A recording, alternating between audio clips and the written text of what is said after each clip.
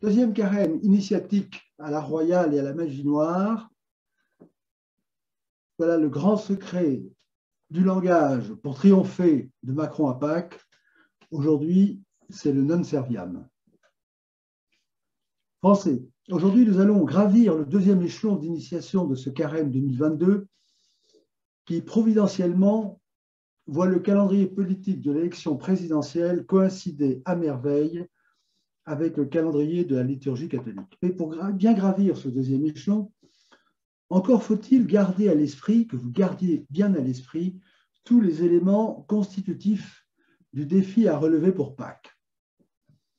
Tout d'abord, c'est la situation politique désespérée qui, dois-je vous le rappeler, m'a obligé à tenir ce discours présidentiel alternatif pour relever le défi du vide politique sidéral et fixer le cap pour les 40 jours du carême de réarmement politique, personnel, moral et spirituel qui s'impose pour la renaissance de la France. C'est cette situation qui nous dicte ce que nous devons faire en 40 jours pour éviter le pire.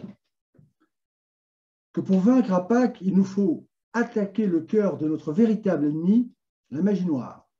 Le mensonge est le prince du mensonge dont le président Macron, fanatique du droit au blasphème, est la plus sinistre préfiguration.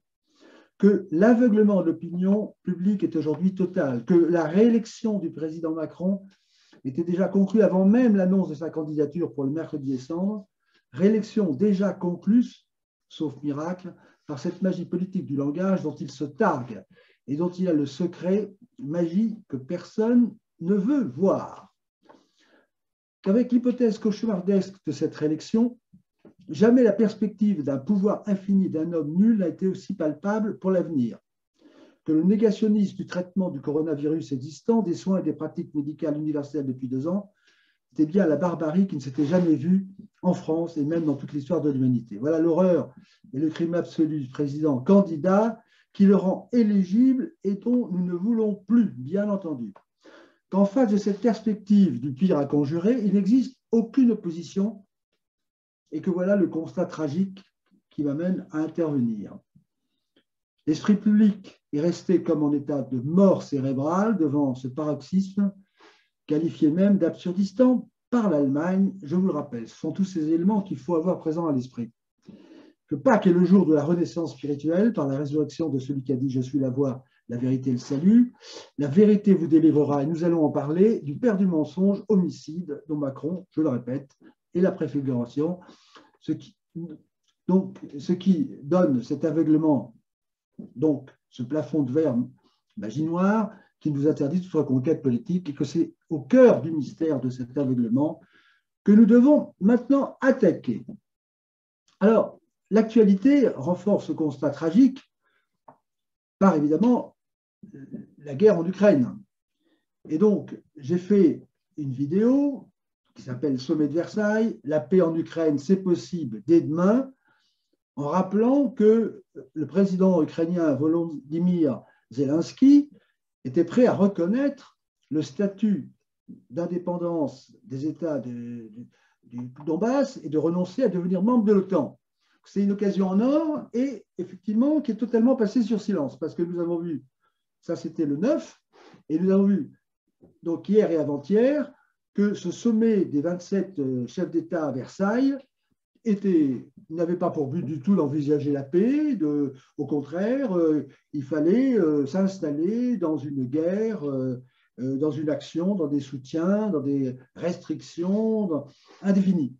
Donc là, c'est le scandale absolu, c'est bien la magie blanche de Versailles, avec ses ors de la royauté, cette splendeur qui est utilisée pour renouveler, je ne l'espère pas, mais c'est bien engagé, le fameux traité de Versailles qui est engagé dans la guerre suivante. Voilà. Donc, l'actualité de la magie noire nous impose vraiment à cette initiation pour comprendre une fois pour toutes comment ces crimes, ce mensonge, ce plafond de verre est installé. Donc, dans cette deuxième initiation, ce deuxième degré d'initiation, donc c'est la question de notre engagement personnel, de votre engagement personnel qui se pose. Parce que c'est bien de regarder ce qui se passe à l'extérieur, mais nous sommes responsables. Bon, nous sommes responsables de ce qui se passe, puisque, je le rappelle, j'ai beau, nous avons beau dire la vérité ne se traduit pas dans les faits. Et alors, vous allez devoir, dans cette ascension méthodique, dans cette ascension méthodologique, en connaissance de cette magie noire qui nous conduit au désastre actuel, régnant maître dans les médias, il va falloir s'engager personnellement et ne pas rester dans cet état statique. Bien entendu, je m'adresse à l'élite de ceux qui veulent bien s'y engager. Donc, nous devons répondre au défi de la vérité qui est un bloc. Ça, c'est capital, nous allons le dire. C'est un bloc. Il n'y a pas un petit peu plus, un peu moins. J'avais dit que c'était comme une chambre à air, la vérité. Il faut qu'elle soit intégrale. Elle n'a dit droite ni gauche. Et c'est dans cette perspective jusqu'au boutiste de la victoire, souverain Pâques, qu'il nous reste à sceller, que vous devez sceller pour ce carême politique et religieux, ce pacte de vérité personnelle. Donc, la question que nous allons aborder, c'est comment expliquer le blocage de l'intelligence qui se trouve dans l'impossibilité de se faire reconnaître au-delà du plafond de verre et de la magie noire. Je viens de citer le cas, et ma vidéo est visible sur, disons, la situation de l'Ukraine. Il est bien évident que ce que je dis, tout le monde peut le constater, et que ça commence un petit peu à se dire, il faut arrêter ce massacre. Eh bien non, vous avez 27 chefs d'État qui sont réunis dans un absurdistan total, on fait semblant de se plaindre des morts, mais on continue, on active, on alimente le feu. C'est vraiment le pompier pyromane. Et là, donc, la question, c'est comment expliquer le blocage de l'intelligence dans l'impossibilité de se faire reconnaître, de faire reconnaître la vérité politique, la vérité militaire, la vérité à tous les sens du terme. Alors, nous allons partir, premier constat, de départ politico-religieux, j'allais dire, qui est identique, c'est notre impuissance. L'impuissance qui est symbolisée par le mercredi des cendres. Les cendres, tu es poussière et tu resteras poussière. Donc, c'est ce côté d'impuissance, évidemment, qui, pour les chrétiens, est un appel à l'aide de la grâce. Bon, donc le chrétien demande l'aide de Dieu dans la grâce, par le vœu, la prière, et parallèlement en politique, dans les démocraties, ça s'exprime par le vote. Et nous pouvons voir que le vœu et le vote, c'est le même terme, et nous verrons. Bon, donc là encore, on a un parallélisme intéressant. Le mot vote, évidemment, c'est bien le mot vœu, qui d'où vient l'anglais, puisque vous savez tous que notre système est anglais et que le modèle français, des politiques, a été détruit à la Révolution. Bon, donc premièrement, l'impuissance. Bon, elle est totale. En politique, les Français ont bien constaté avec les Gilets jaunes que nous sommes totalement impuissants. Le président parle tout seul, c'est un monologue avec des chambres d'enregistrement, donc le peuple ne peut pas s'exprimer. Tout le monde l'a fait, Marianne est muette. Bon. Deuxièmement, après la puissance, le mystère. Il y a un mystère. Et là, en politique comme en religion, du côté religieux, si je peux dire, il y a le terrain, c'est celui de la parole. De la parole. Les deux initiations touchent la parole. Bon, le chrétien se fonde sur la vérité du Verbe. Donc, c'est dans Saint Jean. Donc, et pour connaître les royaumes des cieux. Bon. Tandis que les paraboles sont indéchiffrables pour les autres. Donc, il y a bien un mystère, une séparation des uns et des autres. Et alors là, il y a ces textes que je cite quand même, qui sont à méditer, bien entendu. Jésus disait donc aux Juifs qui croyaient en lui, si vous demeurez fidèles à ma parole, vous êtes vraiment mes disciples. Alors vous connaîtrez la vérité, et la vérité vous rendra libre. Vous délivrera, je dirais même. Ils lui répliquèrent, nous sommes la descendance d'Abraham et nous n'avons jamais été des esclaves de personne. Comment peux-tu dire comment vous deviendrez libre? Et Jésus leur répond, qui commet le péché est esclave du péché. Et donc nous avons d'un côté, du côté religieux, nous avons le péché, mais le vrai péché politique, nous le voyons, c'est le mensonge. Et quand on est dans le mensonge, on est l'esclave, évidemment, de ce mensonge. Bon. Et alors là, on a ce côté secret qui n'est jamais relevé, le secret, enfin, du moins de séparation. Les disciples disent, mais ils demandent au sujet, nous verrons, de la parabole du semeur, mais demandez ce que signifie cette parabole. Et Jésus leur répond, vous avez reçu le privilège de connaître les secrets du royaume de Dieu, donc nous sommes bien dans une initiation, mais pour les autres, ces choses sont dites en parabole. Ainsi, bien qu'ils regardent, ils ne voient pas, bien qu'ils entendent, ils ne comprennent pas. Bon, et ça, ce texte n'est jamais expliqué effectivement. Vous avez ceux qui ont le privilège de connaître les secrets du royaume de Dieu. Nous dirons, il y a aussi ceux qui ont le privilège de connaître le royaume politique, les secrets politiques, et puis pour les autres, ces choses sont dites en parabole ou d'une manière qui n'est pas immédiatement lisible, de telle sorte qu'il y a ceux qui regardent et qui ne voient pas, et ceux qui entendent et qui ne comprennent pas. Donc c'est bien la raison pour laquelle il faut cette initiation présidentielle, de la période présidentielle, à la fois du côté religieux, puisque les chrétiens ont abandonné la connaissance, ces connaissances, et du côté politique, et nous verrons que les deux ne sont qu'un, d'une certaine manière. Bon. Alors, la démocratie, effectivement, est basée sur la vérité du nombre, alors que, disons que le christianisme est basé sur la vérité du verbe. Et entre le verbe et le nom, il y a la querelle du nom et le verbe que nous allons voir. Mais ceci dit, le nombre, la démocratie est basée sur la vérité du nombre pour évidemment porter les élections, mais comme l'a relevé Maurice Druon, secrétaire perpétuel de l'Académie française, il dit en démocratie, ce n'est pas le peuple qui est souverain, c'est le langage, parce que nous le voyons pendant les débats présidentiels, c'est le langage effectivement qui modèle l'opinion. Alors, troisièmement, donc la solution. Alors, quelle est la solution pour justement avoir cette aide? D'un côté, c'est l'aide de la grâce, et ce que l'Ancien cherche, c'est la grâce surnaturelle qui conduit au salut, et le salut politique, effectivement, comment l'obtenir, si vous voulez. Bon.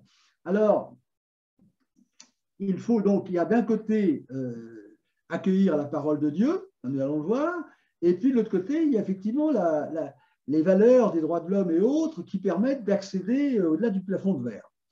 Alors la parabole du semeur, qui n'est jamais bien commentée, est extrêmement importante parce qu'elle donne la clé, finalement. La clé pour obtenir cette aide dont les chrétiens ont besoin en politique et en religion, et les hommes politiques dans la sphère civile. Alors, bon, très rapidement, c'est l'histoire du semeur qui sort pour faire ses semailles. Pendant qu'il répand ses semences, des grains tombent au bord du chemin. Dans un cas, il y a le diable, enfin, il tombe à côté. Dans un autre cas, les graines, il faut peut-être le lire quand même, parce que chacun s'y reconnaîtra. D'autres grains tombent sur de la pierre, à peine eurent-ils germé que les petits plants séchèrent parce que le sol n'était pas assez humide. D'autres grains tombèrent au milieu des ronces. Celles-ci poussèrent en même temps que les bons plants et les étouffèrent, mais d'autres tombèrent dans la bonne terre. Ils germent et donnent du fruit. Chaque grain en produit 100 autres. Alors, évidemment, ça c'est le sens de cette parabole, qui, nous l'avons vu, n'est pas accessible à tous. Le sens de cette parabole, c'est que la semence, c'est la parole de Dieu. Bon. Et au bord du chemin, ce sont des personnes qui écoutent la parole, mais le diable vient l'arracher de leur cœur pour les empêcher, etc., etc. Enfin, la semence qui tombe dans la bonne terre, ce sont ceux qui ont écouté la parole de Dieu, la retiennent, dans un cœur honnête et bien disposé, ils persévéreront et ainsi porteront du fruit. Mais d'autres tombèrent, voilà. Et donc, ça a l'air tout à fait naïf, mais c'est tout à fait d'actualité. Parce que quand vous prenez la bonne parole, vous prenez l'information, vous constatez que rien ne pousse. Une information en chasse une autre, et quand la vérité tombe, eh bien, elle n'est pas recueillie. Et donc, c'est bien ce processus qui est important à décortiquer. Le processus, c'est quoi? C'est que la grâce, alors on pourrait, la grâce, puisque du côté religieux, la grâce, donc, c'est l'aide surnaturelle pour le salut éternel. Eh bien, la grâce, elle s'exprime comment? Par la parole de Dieu qui est semée. C'est ce que dit cette parabole. Et elle tombe sur le terrain de l'accueil personnel de la parole. C'est notre accueil, finalement. Alors, en termes religieux, c'est oui ou c'est non. On l'accepte ou on ne l'accepte pas. Et si on n'accepte pas, évidemment, eh bien, nous n'avons pas cette grâce, et donc nous n'avons pas la grâce surnaturelle pour le salut éternel. Mais en politique, c'est exactement la même chose. C'est-à-dire que la parole de vérité qui doit nous sauver, eh bien, si nous ne l'acceptons pas, nous sommes dans la situation actuelle d'un peuple devenu complètement abéti et qui est incapable de prendre en compte les réalités. Nous l'avons vu dans la fameuse guerre Covid et maintenant en Ukraine, c'est-à-dire que vous avez la vérité, la parole de vérité ne peut pas s'exprimer et espérons que les choses n'iront pas comme en 14 jusqu'au bout, mais on a un peuple complètement écervelé qui est condamné, nous l'avons vu à Versailles, à obéir sans esprit critique, sans tête, sans rien, à des personnes qui les mènent vers une crise, vers des pénuries et pire encore si nous n'arrêtons pas. Alors, étape suivante, quatrième étape d'initiation, c'est que l'objet du carême, donc évidemment pour le chrétien, c'est la fidélité à la parole de vérité. Il faut extirper le mensonge, la triche permanente pour réarmer son intelligence. Et du côté politique, c'est symétrique. Mais prenons du côté chrétien avant de prendre le côté politique que nous allons voir. La religion de la France, c'est celle du Verbe, bien entendu, du Verbe qui se fait homme, donc de Dieu qui se fait homme. La religion de la République, si je peux dire, de la démocratie, est celle du nombre qui se fait Dieu. Bon. Alors, le terrain, nous l'avons vu, est le même, c'est le terrain du langage. Le carême du chrétien consiste à se mettre en accord avec le Verbe et la parole de Dieu.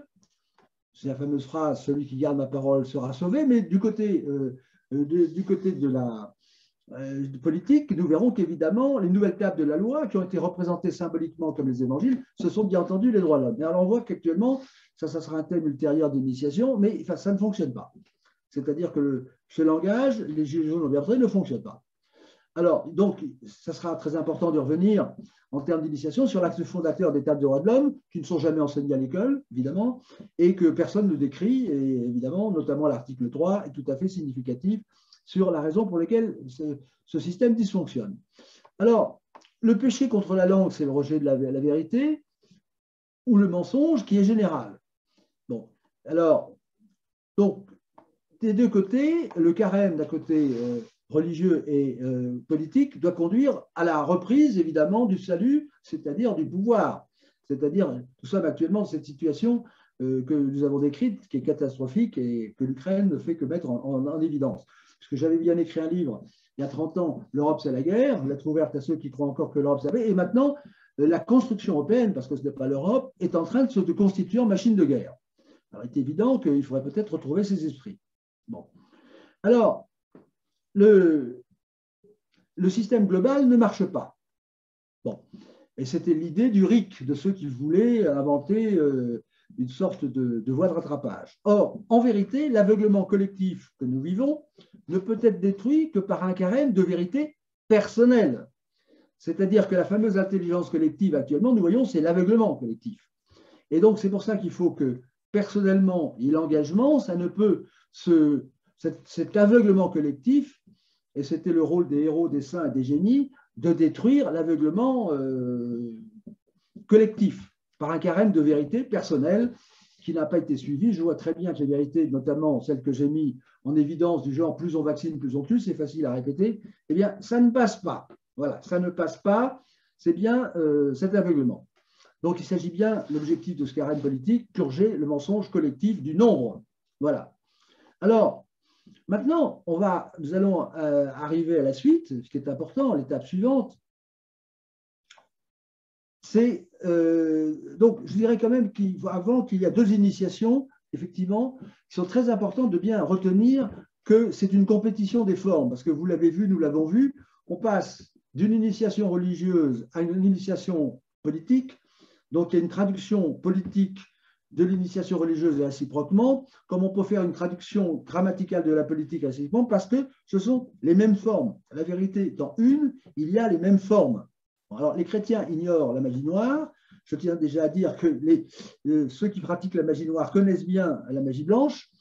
Et Confucius disait que, effectivement, il faut s'entendre sur les principes de base, notamment pour se sauver, notamment pour la politique, et que ça permet de réduire un nombre de points minimum. C'est ce que faisait Pythagore avec l'arithmogéométrie. Et je l'invite, donc, cette initiation présidentielle est une invitation à ce jeu des figures géométriques, à ce jeu de traduction grammaticale et à ce jeu d'inversion du langage. Puisque nous l'avons vu lors de la première stade d'initiation, les mots-clés, évidemment, les clés, c'est le diable et le singe de Dieu, c'est une clé. La magie noire, magie blanche, c'est une clé. Et l'inversion entre les deux, c'est une troisième clé. Et bien entendu, nous verrons aussi. Alors, nous arrivons au cinquième stade, c'est le nœud gordien du refus de la parole. Vous voyez qu'en politique, les gouvernants refusent la parole du peuple, évidemment. C'est ce qu'a bien reconnu Macron lui-même le 14 novembre 2018. Bon, et tout le monde le sait, Marianne est muette. et les chrétiens, on peut dire tutti quanti, quand on voit la situation. Alors, quel est le nœud gordien? Quel est le nœud initiatique qui nous permet de comprendre ce refus? Bon. Eh bien, il est donné dans le premier dimanche de Carême. Le second épître de saint Paul aux Corinthiens, 6, 1, 10, ce texte insiste sur le combat spirituel contre Satan, donc contre le diable, singe de Dieu, et notamment dans la parole de vérité et de justice. Donc, alors là, il y a évidemment la question de la protection de Dieu par la grâce, comme les Français attendent la protection de l'État-providence. Je vous dis, il y a vraiment la symétrie entre Dieu et le nombre qui se fait Dieu, de la démocratie, Dieu qui se fait homme et l'homme qui se fait Dieu. C'est asymétrique, l'inversion des deux pôles. Bon. Et alors, donc, la question qui est posée, c'est la question de la tentation. C'est-à-dire, qu'est-ce qui fait que dans la situation actuelle, le grand crime, le génocide que nous avons vécu, je l'ai évalué à 40 000 morts, la politique criminelle du gouvernement, et en particulier de Macron, comment se fait-il qu'une chose aussi monstrueuse ne soit pas connue? Comment se fait-il que dans toute l'échelle de la santé, comme la politique, comme l'Académie des sciences, comment se fait-il que cette immense vérité de 40 000 morts, on peut discuter un peu l'ordre de grandeur, mais c'est indéniable, eh bien, que ce soit il y ait l'omerta? Eh bien, c'est très simple. Parce que pour qu'un mensonge immense eh bien, est fait par la participation de chacun d'entre nous. C'est-à-dire, si chacun se tait, eh bien, ça fait un immense silence. Bon. Et alors, donc, l'évangile du premier dimanche de Carême, effectivement, nous donne le prototype, le prototype justement de cette acceptation du mécanisme d'adoration du mensonge, si je peux dire. Alors, le texte, je vous le dis rapidement, c'est le diable de nouveau. Donc, il y a eu 3 tentations de Jésus. Bon, je prends la 3e qui résume les autres. Le diable de nouveau, après avoir échoué dans les 2 premières tentations, celle de manger, celle de se jeter dans le vide, le diable de nouveau l'emmène, donc Jésus, sur une montagne très élevée. Et lui montrant tous les royaumes du monde, avec leur gloire, il leur dit: je vous donnerai tout cela si, tombant à mes pieds, vous prosternez devant moi. Alors Jésus lui dit: retire-toi, Satan, car il est écrit, tu adoreras Dieu, Seigneur ton Dieu, et tu serviras que lui. Alors le diable laissa, et voilà que les anges s'approchèrent pour le. Alors ça, ce n'est jamais commenté, mais c'est très simple. C'est ce qui se passe à tous les échelons de la hiérarchie. C'est-à-dire que toutes les personnes qui ont une responsabilité, à un moment, ou petite ou grande, eh bien, à un moment donné, sont confrontées à ce choix de la tentation. C'est-à-dire que la tentation, c'est de gravir un échelon en cachant quelque chose, en mentant, en cachant une flamme dans un placard, en trichant, voilà. Donc, c'est je veux dire, le pain quotidien de la vie sociale, c'est le mensonge, les bonnes convenances, voilà. Donc, c'est la tentation de Jésus, il faut bien retenir, c'est le diable qui dit adore-moi, donc il y a l'adoration. Et actuellement, nous avons une adoration. Vous voyez, l'adoration des médias, l'adoration devant le pouvoir, l'argent qui coule à flot, les mensonges des médecins qui ont été payés pour vacciner, etc. Donc, vous avez d'un côté le silence, le mensonge, on étouffe sa conscience, c'est ce que demande le diable, et à ce moment-là, on a un bénéfice. Bon, c'est très simple. La tentation, c'est je te donne ceci ou cela, un poste, une promotion, autre chose, mais tu m'adores et après tu obéis. Voilà, c'est le principe de l'obéissance. Et tout le monde sait bien dans les grandes entreprises que quand quelqu'un a une femme dans un placard, il est très obéissant. C'est très, très, très simple et c'est ce qui explique le silence. Et je ne vais pas vous parler des relations que j'ai eues pendant ces 2 ans avec tout un ensemble de personnes qui vous disent à un moment donné, qu'ils sont obligés d'adorer le pouvoir dont ils vivent, de faire des prosternations, et c'est pour ça que la vérité ne circule pas. Voilà qu'elle est bloquée. Bon, donc c'est l'abandon de la vérité. Alors, le terme clé important, c'est le non serviam. Le non serviam, c'est la locution latine, et je vous ai dit au début que c'était ce 2e degré d'initiation, c'est le non serviam, si vous voulez, bon, c'est non serviam, la locution latine qui signifie je ne servirai pas. Voilà. Elle est traditionnellement attribuée à Lucifer, qui aurait dit ces mots pour exprimer le rejet de servir Dieu dans le royaume céleste. Et dans le langage courant, évidemment, c'est la révolte. Vous connaissez la fameuse formule, ni Dieu ni maître. Mais alors, ce qui est intéressant, c'est le retournement. Je dis, nous sommes dans l'inversion. C'est-à-dire, celui qui ne sert pas Dieu, eh bien, il sert, finalement, il devient esclave. Parce que dans la vie sociale, effectivement, si vous ne servez pas la parole de Dieu, si je peux dire la parole de vérité, eh bien, vous servez votre patron, vous lui serrez les pompes. Donc, de toute façon, c'est comme ça que celui qui se croit Dieu, ou qui veut faire semblant d'être Dieu, eh bien, il en trouve esclave. Donc, on a ce jeu de maître ou esclave que l'on retrouve, mais, et que nous allons poursuivre. Alors, le quatrième degré, si vous voulez, le quatrième degré, bon, c'est, maintenant nous remontons, c'est celui qui met la liberté en premier. C'est-à-dire que devant une situation, nous sommes confrontés à une situation et nous devons dire la vérité. Et puis vous dites j'ai la liberté de mentir. C'est comme on peut décliner pour l'avortement. On a la liberté de faire ce qu'on veut. Bon. Donc la question, c'est ce qu'on met en premier. Est-ce qu'on met la vérité en premier ou la liberté? Est-ce qu'on met son devoir ou sa liberté? Bon. Et en gros, où on se sert, où on sert, où on se sert. Voilà. Bon. Et donc il y a deux catégories. Le camp du mensonge et le camp de la vérité. Le camp de la vérité, il sert. Le camp du mensonge, il se sert. Bon, c'est l'histoire. Bon. Alors, il faut remonter quand même un petit peu plus loin à Adam et Ève, parce que le jeu est toujours le même. Il est bien masqué. C'est alors le serpent dit à la femme, vous ne mourrez point. C'est un rapport actuellement avec la médecine qui prétend que nous serons éternels. Voilà. Mais Dieu sait que le jour où vous en mangerez, vos yeux s'ouvriront et que vous serez comme des dieux, connaissant le bien et le mal. La femme vit que l'arbre était bon à manger et agréable à la vue et qu'il était précieux pour ouvrir l'intelligence, croyait-elle. Elle prit de son fruit et en mangea. Elle en donna aussi à son mari qui était auprès d'elle, Adam et Ève, et il en mangea. Alors voilà, donc là c'est l'image, le prototype. Nous l'avons vu pour la tentation de Jésus, évidemment. C'est du pouvoir, disons, se rendre esclave pour du pouvoir. C'est ce que demandait Satan, évidemment, à Jésus. Adore-moi et je te donnerai le biscuit. Donc c'est le choix de la liberté au détriment de la vérité. Et ça explique notre échec actuellement, parce que tout le monde dit vive la démocratie, votons, etc. Mais comme tout le monde ment, comme tout le monde triche et que personne ne s'intéresse des autres, eh bien, ça ne marche jamais. Alors, c'est un système idéal qui ne marche jamais. Pourquoi? Parce que chacun est individualiste. Lorsqu'on est menteur, on est individualiste, c'est-à-dire qu'on roule pour soi, si je peux dire. Mais si on roule pour soi, c'est qu'on ne roule pas pour les autres. Et c'est le problème du système actuel, c'est que personne ne s'intéresse aux autres, enfin, du moins dans le cadre de ce système, par esprit de profit. Alors, on se retrouve en esclavage par déni de démocratie, nous le voyons, et tout le monde triche. Bon, voilà, vous serez comme des dieux et vous vous retrouvez comme des esclaves. Donc, en s'abaissant par humilité, le chrétien s'élève à la parenté avec Jésus, c'est-à-dire qu'il prend une dimension divine, peut-on dire, tandis qu'en s'élevant, le peuple souverain, se faisant Dieu, est réduit à l'individu, au néant, comme nous le voyons tous les jours, un petit matricule qui obéit avec son QR code. Bon. Alors, étape suivante, donc la magie noire d'aveuglement, pour exister, parce que aller contre la vérité, ça demande une certaine gymnastique d'esprit. Vous voyez, bon, nous voyons avec le président Macron, avec sa magie noire. Donc, il faut trahir le verbe en inversant la valeur suprême de vérité au profit de la liberté. Donc, il y a une gesticulation, une technique qui est connue depuis les Grecs, hein, c'est connu depuis Protagoras, comment rendre la plus forte la cause la plus faible devant les tribunaux. Donc, vous voyez, les Grecs, on n'a rien inventé, c'est connu de ceux qui nous dirigent. Bon, donc, c'est la triche de la magie noire qui ventriloque le bien pour faire croire pour faire le mal. Et c'est le cas de Tartuffe, il suffit de relire la préface de Tartuffe.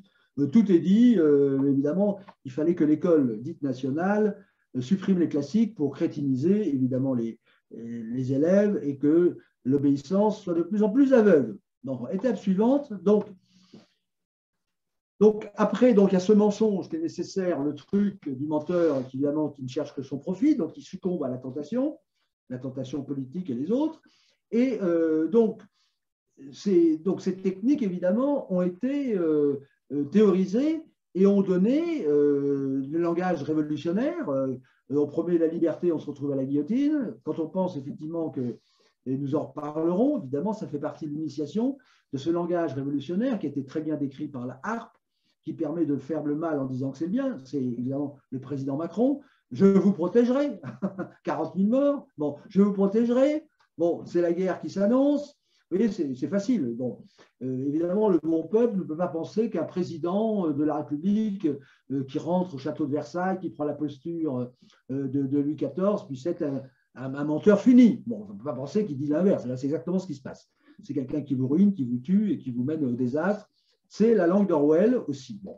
Donc, on a bien ce corps cette grammaire, cette langue, évidemment, qui fait partie de l'initiation. Il faut comprendre une fois pour toutes, et c'est là le pacte avec la vérité, accepter d'avoir été traité comme un moins que rien, donc cette humilité de reconnaître la vérité pour arriver effectivement à sortir de ce piège qui détruit, non, qui nous détruit tous, qui détruit les personnes les plus faibles, qui détruit la santé, qui détruit la richesse, qui détruit le pays, qui détruit tout ce qui est bon. Bon, voilà. Alors, au total, on arrive à la conclusion, au renversement total, c'est que notre système politique est un système de corruption dont Yves Montand avait très bien dit les choses. Il a dit, nous parlons tous des droits de l'homme, du bien des autres, mais nous ne pensons qu'à nous.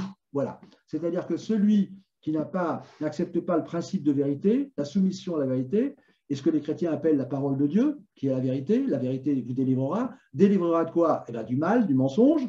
Mais celui qui n'est pas dans la vérité est esclave du mensonge. C'est très simple. Et donc, on a tout le système politique qui est basé sur l'énorme mensonge dont je vous donne qu'un, c'est de faire croire au peuple qu'il est souverain. Alors ça, c'est la plus grande blague qu'on ait jamais imaginée, mais ça marche. Comme disait Chirac, plus c'est gros, plus ça marche. Bon, voilà. Alors, en conclusion, évidemment, cette initiation, cette deuxième étape, qui nous demande de nous interroger nous-mêmes, et le propre du carême, évidemment, c'est de s'interroger pour changer d'orbite, si je peux dire. Et là, ce dont il s'agit, c'est de se purger du mensonge soi-même avant de purger l'État et de pouvoir changer la direction de la France. Et en conclusion, nous devons nous poser la question, qu'avons-nous, chacun d'entre nous, fait vraiment pour comprendre et agir ces 2 années, puisque l'aveuglement est le premier châtiment et que nous n'avons pas été capables de protéger les personnes qui ont été assassinées dans les EHPAD des autres. Qu'avons-nous fait pour comprendre? Est-ce que nous nous sommes investis ou est-ce que nous avons fermé les yeux? Je pense, et ce n'est pas méchant de ma part, mais aux aides-soignantes, aux infirmières, aux médecins, à tous ceux qui ont vu l'assassinat de masse et qui ont fermé les yeux, chacun s'occupant de son petit travail. C'est ce que j'ai appelé le syndrome de Picpus à la Révolution, pendant qu'on apportait les cadavres qui avaient été guillotinés, il y avait le personnel qui enlevait les boutons, recoulait, triait les chaussures, etc. Voilà, on a toujours le courage de supporter les souffrances des autres. Bon, voilà. Donc, ça vous donne une sacrée idée quand même de la morale actuelle de ce régime. Mais comme tout le monde est complice, ça peut durer. Bon. Donc, qu'avons-nous fait vraiment? Et alors, il y a encore une citation de Saint Jean qui est sur le plafond de verre du mensonge et la magie noire. Et c'est Jésus qui s'écrit, pourquoi ne comprenez-vous? Il s'adresse évidemment aux pharisiens qui essayent de le piéger, si vous voulez, de tendre des pièges, toujours. C'est toujours le jeu de la vérité et du mensonge. Pourquoi ne comprenez-vous pas mon langage, leur dit-il? C'est que vous n'êtes pas capable d'entendre ma parole. Et la raison pour laquelle ils n'entendent pas, ceux qui ne veulent pas l'entendre, eh bien, il la donne. Vous êtes du diable. C'est lui votre père et vous cherchez à réaliser les convoitises de votre père. Depuis le commencement, il a été un meurtrier. Il ne s'est pas tenu dans la vérité parce qu'il n'y a pas en lui de vérité. Quand il dit le mensonge, il le tire de lui-même parce qu'il est menteur et père du mensonge. Là, vous avez la description de tout notre personnel politique. Voilà. Et de Macron en tête. Ils ont un père, effectivement, et le père, c'est le diable, c'est-à-dire le père du mensonge. C'est aussi simple et bête que ça. Ce n'est pas la peine d'aller chercher plus loin. Mais quand on se cache cette vérité, évidemment, on reste dans le piège actuel. Bon. Alors, bon. Et la phrase de Jésus qui dit « Celui qui a ma parole, jamais il ne verra la mort », effectivement, c'est cette vérité qui ne peut nous sauver. Et actuellement, elle est palpable en politique et dans tous les domaines. Je prends par exemple pour l'Ukraine. Il y a toutes les raisons, je les ai indiquées, d'arrêter cette guerre. La paix elle est pour demain si nous ouvrons les yeux, mais effectivement, il faut-il encore les ouvrir? Sinon, comme en 14, les choses commencent et on ne sait pas où elles vont s'arrêter. Bon. Donc, les chrétiens ont renoncé à la vérité en renonçant à leur liturgie pour une bonne part, et la démocratie ne fonctionne pas car elle est dans un simulacre de magie blanche au service de la magie noire. Alors, le but du carême, c'est quoi? C'est un choix en bloc. C'est très simple finalement, parce que entre la vérité et le mensonge, il y a 2 cases. C'est comme je l'avais dit pour la gestion du coronavirus, il y a 3 cases, ou bien le gouvernement a fait ce qu'il a pu, il faut le féliciter, ou bien il n'était pas très bon, ou bien c'est un criminel, il y a 3 cases. C'est facile, si vous voulez, c'est ce qui est intéressant dans la logique, c'est reposant. Alors le but du carême, c'est de faire un choix pour nous en bloc. Bon, il y a 2 camps, il n'y a pas 3 camps. Bon, il y a 2 camps. Il y a 2 camps théologico-politiques. Il y a celui de la vérité, dont les fruits sont la magie blanche, la richesse et la vie, et il y a celui du mensonge, dont les fruits sont la magie noire, la prédation et la mort. C'est simple.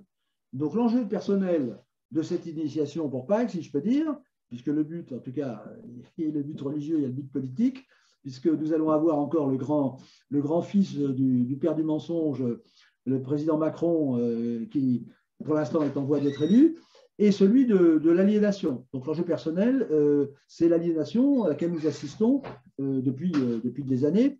Donc l'aliénation, c'est l'enjeu, c'est de cesser. Il faut cesser de n'être qu'un individu, puisque l'individu, c'est un esclave, pour redevenir une personne à part entière, pensante, s'autodéterminant et décidant par elle-même sans peur et sans reproche. Celui qui a choisi le mensonge, il est un esclave, évidemment, il ne peut plus penser. Le châtiment, c'est l'aveuglement, il n'a plus d'yeux et d'oreilles, et donc il se comporte en masse comme des bancs de poissons. Donc la question finale que chacun d'entre nous doit se poser, à ce degré d'initiation, le deuxième degré, c'est qui suis-je? Et il y a deux réponses. Le maître du serviam. Alors, le serviam, c'est quand on apporte de la richesse, quand on est au service des autres, quand on fait le bien, ou l'esclave du non-serviam. Voilà. Il y a deux cas où on est du côté du serviam, et à ce moment-là, on apporte la générosité, la richesse, et la vérité nous délivrera, ou bien on est du côté du non-serviam, c'est le côté de Macron et de tous ses vassaux, si je peux dire. C'est la prédation, la mort, la destruction. Voilà. Donc deux choses. Serviam ou non-serviam. Donc maintenant, voici l'objectif, votre objectif de ce degré d'initiation pour Pâques, savoir de quel côté vous êtes. Voilà. Voilà. C'est le choix en bloc. Il y a deux cases. C'est d'un côté ou de l'autre, et nous verrons qu'il n'y a toujours que deux cases, et ces deux cases découlent tout naturellement du premier principe, c'est le diable et le singe de Dieu. Et donc la magie noire ressemble à la magie blanche, mais évidemment c'est l'inverse de la magie blanche. Voilà. Bonne initiation, bonne réflexion.